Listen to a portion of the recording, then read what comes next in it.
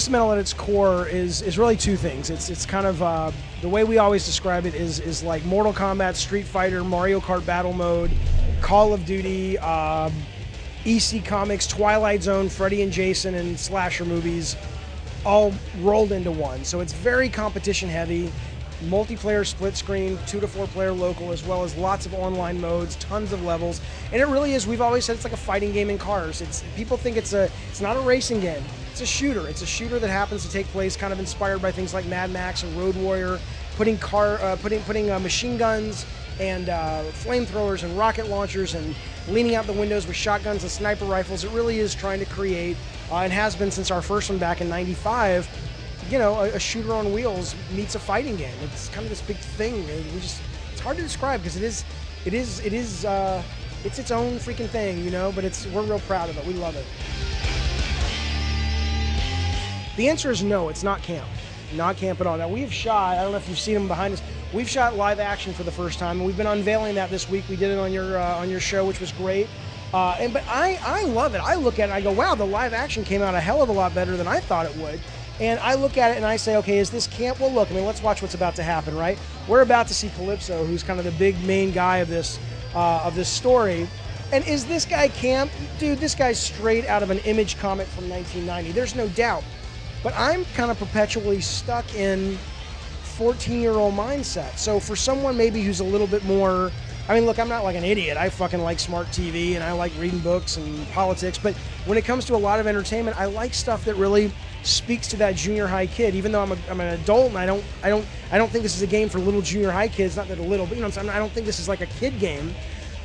I still love that stuff that I fantasized and thought about at that age. And so I don't look at this as camp. I look at this as I'm as earnest about this as probably Mortal Kombat is.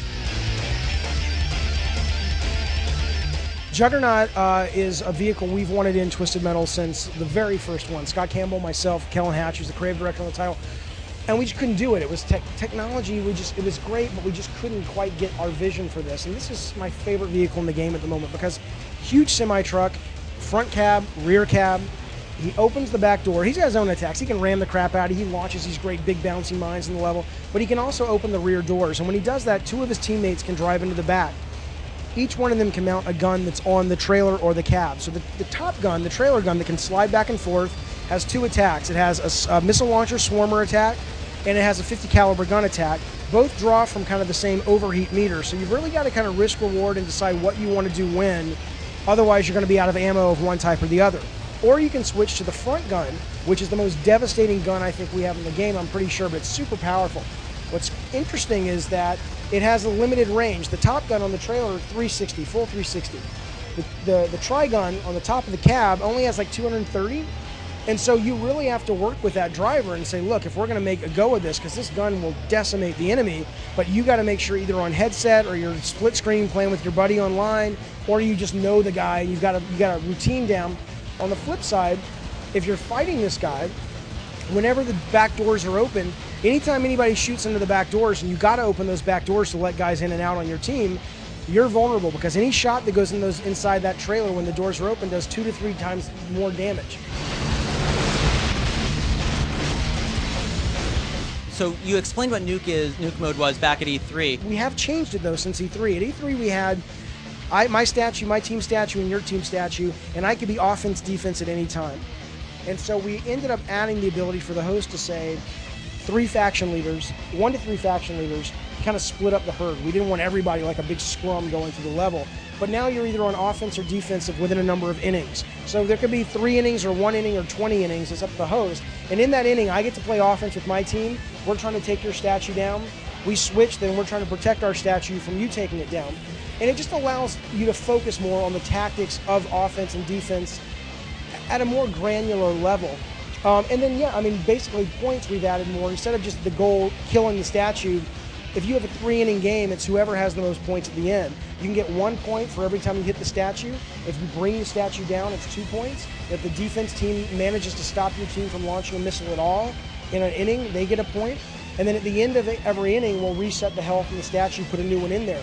So you really could end up, but really in a lot of ways more like baseball in terms of its core scoring system, even though obviously you wouldn't look at this game and think baseball at all. So that's kind of what we're doing with Nuke. There absolutely is persistence. There absolutely is sort of a connection that you can form with sort of just your, not your character, but your score, your PSN ID, or whatever you want to call it, that basically travels with you throughout your Twisted Metal experience and motivates you at a metagame level to keep playing and keep trying to do better. Absolutely. We're just not getting into the details yet.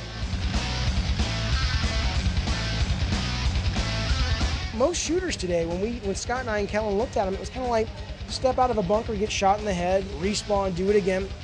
I get that. I get players like that. We didn't like it. And frankly, our job is to make games that are going to be marketable and commercial, but it's also to make games that aren't out there. You know, and for us, we're like, we don't really like the kind of health philosophy that permeates most online shooters, because you don't get to live in the world long enough to have those massive kind of Marvel team-up slug-outs. You know, I want these to feel like, fuck, man, that was a war, that was a battle. Now, do we have some of the cards right now maybe set a little high, a little low? Yeah, of course, we're not done yet.